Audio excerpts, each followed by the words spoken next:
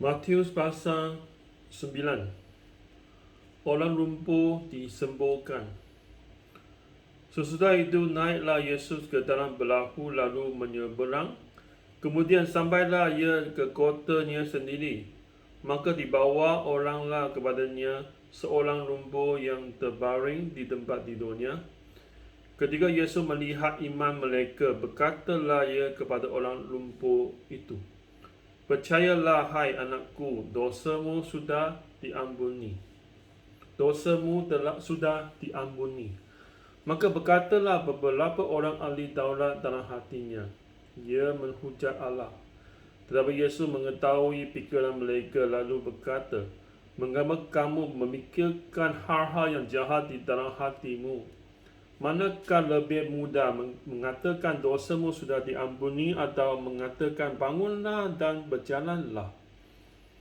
Tetapi supaya kamu tahu bahawa di dunia ini Anak Manusia berkuasa mengampuni dosa." Lalu berkatalah ia kepada orang lumpuh itu, "Bangunlah, angkatlah tempat tidurmu dan pulanglah ke rumahmu." Dan orang itu pun bangun lalu pulang. Maka orang banyak yang melihat hal itu takut lalu memuliakan Allah yang telah memberikan kuasa sedemikian itu kepada manusia. Matius, pemungut cukai, mengikut Yesus. Setelah Yesus pergi dari situ, ia melihat seorang yang bernama Matius duduk di rumah cukai. Lalu ia berkata kepadanya, "Ikutlah aku." Maka berdirilah Matius lalu mengikut dia. Kemudian ketika Yesus makan di rumah Matius, datanglah banyak pemungut cukai dan orang berdosa dan makan bersama-sama dengan dia dan murid-muridnya. Pada waktu orang Farisi melihat hal itu, berkatalah mereka kepada murid-murid Yesus, "Mengapa gurumu makan bersama-sama dengan pemungut cukai dan orang berdosa?" Yesus mendengarnya dan berkata, "Bukan orang sihat yang memerlukan tabib, tetapi orang sakit. Jadi pergilah dan belajarilah arti firman ini. Yang ku kehendaki ialah belas kasihan dan bukan persembahan. Kerana aku datang bukan untuk memanggil orang benar, melainkan orang berdosa." Berpuasa. Kemudian datanglah murid-murid Yohanes kepada Yesus dan berkata, "Mengapa kami dan orang Farisi berpuasa tetapi murid-muridmu tidak?"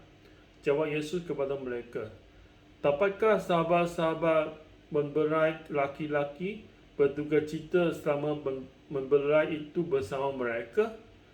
Tetapi waktunya akan datang, memberai itu diambil dari mereka, dan pada waktu itulah mereka akan berpuasa.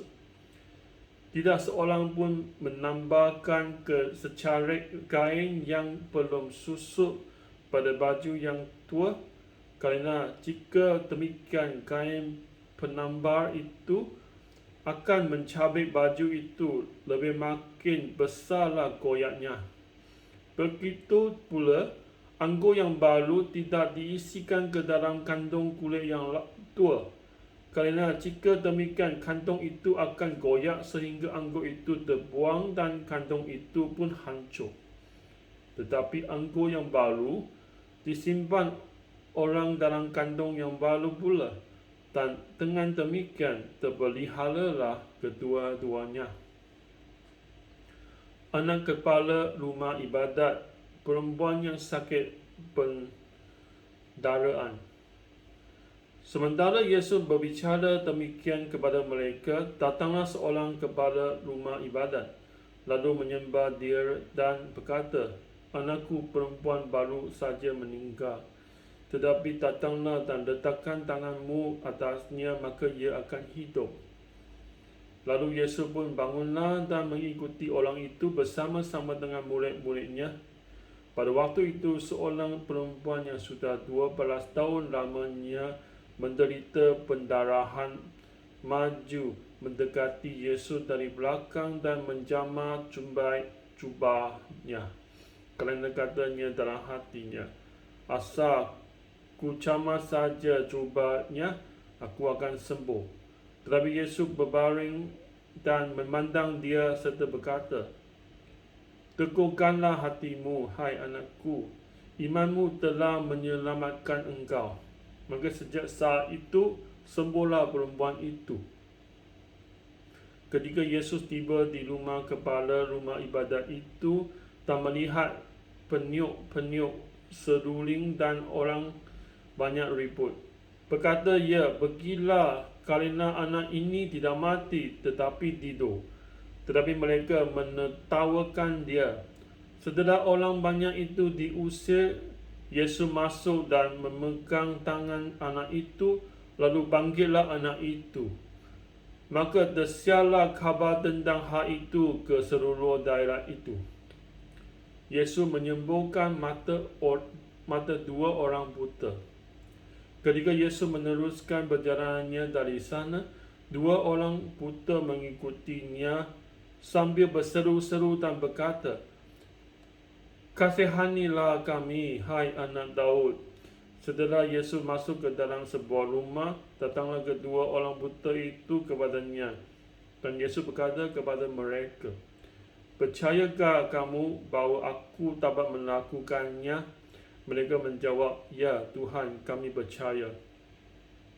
Lalu Yesus menjamah mata mereka sambil berkata, jadilah kepadamu menurut imanmu. Maka meleklah mata mereka. Dan Yesus pun dengan tegas berpesan kepada mereka, katanya, jagalah supaya jangan seorang pun mengetahui hal ini. Tetapi mereka keluar dan memasukkan dia ke seluruh daerah itu. Seorang bisu disembuhkan. Sedang kedua orang buta itu keluar, dibawalah kepada Yesus seorang bisu yang kerasukan setan. Dan setelah setan itu diusir, dapatlah orang bisu itu berkata-kata. Maka heranlah orang banyak, katanya, yang demikian belum pernah dilihat orang di Israel. Tetapi orang Farisi berkata, dengan kuasa penghulu setan, ia mengusir setan. Beras kasihan Yesus terhadap orang banyak. Demikianlah Yesus berkeliling ke semua kota dan desa. Ia mengajar dalam rumah-rumah ibadat dan memberitakan Injil kerajaan surga, sedang melenyapkan segala penyakit dan kelemahan. Melihat orang banyak itu, tergeraklah hati Yesus oleh beras kasihan kepada mereka, kerana mereka lelah dan terlantar seperti domba yang tidak bergembala. Maka katanya kepada murid-muridnya, tuaian memang banyak, tetapi pekerja sedikit. Kerana itu, mintalah kepada Tuhan yang empunya tuaian, supaya ia mengirimkan pekerja-pekerja untuk tuaian itu. Inilah firman Allah. Amin.